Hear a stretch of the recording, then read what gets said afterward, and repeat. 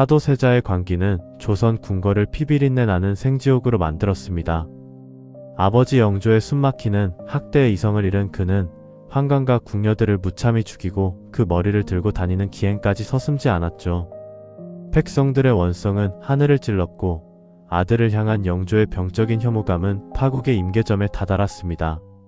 세자의 끔찍한 악행을 전해 들은 영조는 또다시 우물물로 자신의 귀를 씻어내는 기괴한 결벽증을 보였습니다. 영조는 미쳐버린 사도세자가 자신의 목숨마저 노릴지도 모른다는 분노에 휩싸여 그를 완전히 제거할 구실을 찾기 시작했죠. 궁궐 안에는 숨막히는 전운이 감돌았고 세자를 호위하던 신하들조차 하나둘씩 그의 곁을 떠났습니다. 그러던 어느 날 밤 사도세자가 칼을 차고 영조가 있는 경희궁 쪽으로 향했다는 끔찍한 소문이 궁궐을 발칵 뒤집어 놓았습니다. 세자가 진짜 아버지를 향한 역모를 꾸민 것인지 알 수 없었지만 이 사건은 영조의 분노에 기름을 부었죠. 조선 역사상 가장 비극적인 부자간의 핏빛 살육전이 마침내 그 서늘한 막을 올리는 순간이었습니다. 이 끔찍한 비극의 방아쇠를 당긴 사람은 사도세자의 친어머니 영빈이 씨였습니다. 똑똑한 어린 손자정조마저 죽게 될 것을 두려워하며 피눈물을 흘리는 결단을 내렸죠. 결국 그녀는 남편 영조를 찾아가 세자의 병이 깊어 희망이 없으니 대의를 위해 아들을 처분해 주시옵소서라며 자신의 배 아파 낳은 자식을 고발하고 맙니다. 친어머니마저 세자를 포기했다는 사실은 영조에게 아들을 죽일 수 있는 합법적인 명분을 쥐어주었습니다. 1762년 윤호월에 찌는 듯한 한여름 영조는 문정전 앞들로 사도세자를 거칠게 소환하는 엄명을 내렸습니다. 죽음의 그림자를 직감한 사도세자는 덜덜 떨며 아버지의 서늘한 부름에 응하기 위해 무거운 발걸음을 옮겼죠. 문정전에 도착한 사도세자는 왕세자의 화려한 관복을 모두 벗어던지고 맨 땅에 엎드려 머리를 조아렸습니다. 영조는 시퍼런 칼을 빼들고 바닥에 던지며 당장 이 칼로 스스로 목숨을 끊어라 라며 벼락같이 호통을 쳤죠. 수백 명의 신하들이 지켜보는 가운데 조선의 국왕이 친하들에게 자결을 명령하는 전무후무하고 끔찍한 광경이 벌어진 것입니다. 사도세자는 바닥에 피가 나도록 머리를 찌으며 아바마마 제발 살려주시옵소서, 앞으로는 글도 읽고 말씀도 잘 듣겠나이다 라며 처절하게 애원했습니다. 평소에는 살인마처럼 광기를 부리던 세자도 죽음의 공포 앞에서는 그저 아버지의 따뜻한 사랑을 갈구하는 불쌍한 어린아이일 뿐이었죠. 하지만 아들을 향한 영조의 차가운 눈빛은 잔혹한 괴물의 그것이었습니다. 바로 그때 사도세자의 11살 난 어린 아들인 훗날의 정조이상가 울부짖으며 달려와 영조의 바짓가랑이를 붙잡았습니다. 할바마마 아비를 살려주시옵소서. 아버지의 죽음을 막으려는 어린 새손의 처절한 모습은 신하들마저 차마 고개를 들지 못하고 오열하게 만들었습니다. 하지만 영조는 차갑게 어린 이산을 밖으로 끌고 나가게 했습니다.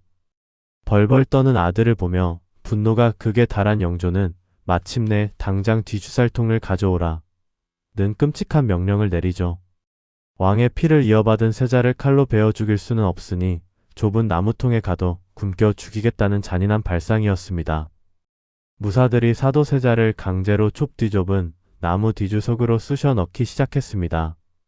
세자는 아바마마 제발 살려주소서 라며 울부짖었지만 굳게 닫힌 뒤주의 뚜껑은 그의 마지막 비명조차 무참히 집어삼켰죠.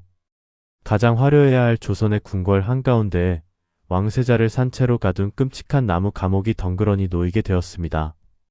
영조는 세자가 도망치지 못하도록 뒤주 뚜껑의 굵은 못을 쾅쾅 박아버리는 소름 돋는 집착을 보였습니다.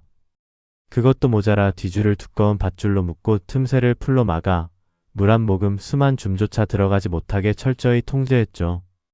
아버지가 아들에 관해 직접 대못을 박는 이 끔찍한 폐륜의 현장은 조선 왕실 역사상 가장 씻을 수 없는 피의 비극이었습니다. 찌는 듯한 애 폭염 속에서 좁은 뒤주에 갇힌 사도세자는 숨이 막히는 끔찍한 생지옥을 겪어야 했습니다. 처음 며칠간은 살려달라는 비명과 뒤주 안쪽을 손톱으로 팍팍 긁는 소리가 문정전 뜰을 맴돌았지만 시간이 지날수록 그 소리는 잦아들었죠. 영조는 뒤주 곁을 지키며 자신의 피부치가 서서히 말라 죽어가는 과정을 냉정하게 지켜보았습니다. 8일이라는 긴 시간이 흐른 뒤 드디어 영조의 언명으로 티주의 밧줄이 끊기고 뚜껑이 열렸습니다. 좁은 나무통 안에는 한때 조선의 미래였던 천재세자가 끔찍하게 웅크린 채 썩어가는 시신이 되어 버려져 있었죠. 지독한 굶주림과 갈증, 그리고 아버지에 대한 지독한 원망을 품은 채 사도세자는 28배 젊은 나이로 뒤주 속에서 허망하게 세상을 떠났습니다. 아들의 시신을 확인한 영조는 돌연 슬픈 표정을 연기하며 그를 불쌍히 여겨 죽음을 슬퍼한다는 뜻의 사도라는 시호를 내렸습니다. 죽고 나서야 아비의 슬픔을 가장하는 영조의 이 기괴한 태도는 현대인들마저 경악하게 만들죠. 왕권을 지키기 위해 친아들마저 가차없이 제물로 바친 괴물 같은 군주의 씁쓸한 자화상이었습니다.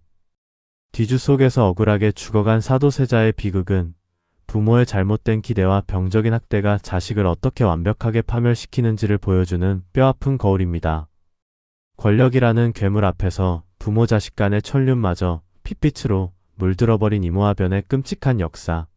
훗날 살아남은 어린 아들 정조의 가슴에 거대한 상처와 무서운 폭수의 불씨를 남기게 됩니다.